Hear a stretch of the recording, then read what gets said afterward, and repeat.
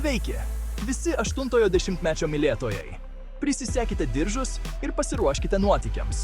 Šiandien leisimės į užkulisius ir atskleisime netikėtas veiksmo filmo Tango ir Cash kūrimo paslaptis.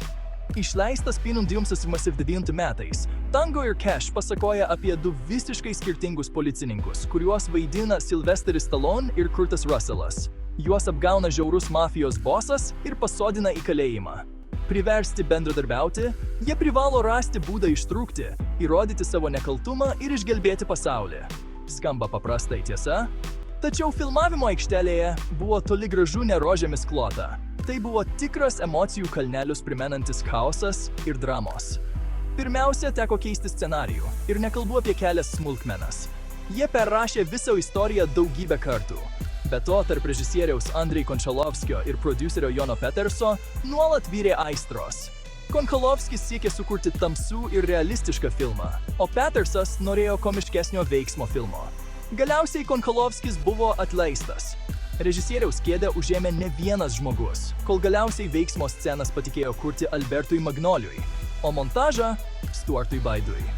Rezultatas įvairių stilių kratinis, pilnas nesuderinamų idėjų.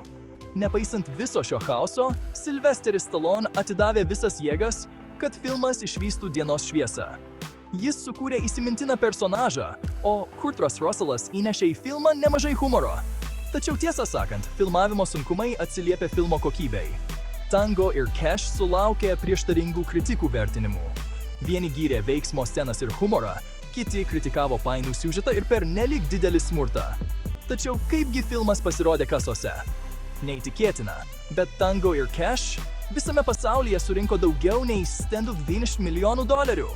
Taip, Tango ir Cash tapo tikrų hitų, ypač išleidus jį VHS kasetėmis. Laikui bėgant, požiūris į filmą keitėsi. Iš užmiršto blockbusterio Tango ir Cash virto kultiniu filmu, kurį pamėgo daugybė žiūrovų. Žiūrovus žavi filmo humoras, įspūdingos veiksmo scenos ir šiek tiek perdėtas stilius. Intriguojantis filmavimo užkulisiai tik dar labiau sustiprina filmo žavesį. Sklinda gandai, kad kūriamas filmo tęsinis. Nors Stallone entuziastingai palaiko šią idėją, Russellas kol kas dar svarsto. Kas nutiks toliau? Galbūt jau greitai vėl išvysime Tango ir Cash didžiuosiuose ekranuose. Tai buvo dar negirdėtos istorijos apie audringą filmo Tango ir Cash kūrimą. Tikra dovana visiems, kurie myli 80-ojo dešimtmečio kiną. Nepamirškite paspausti patinka ir užsiprenumeruoti kanalą. Jei norite pamatyti Tango ir Cash tęsinį, parašykite komentaruose.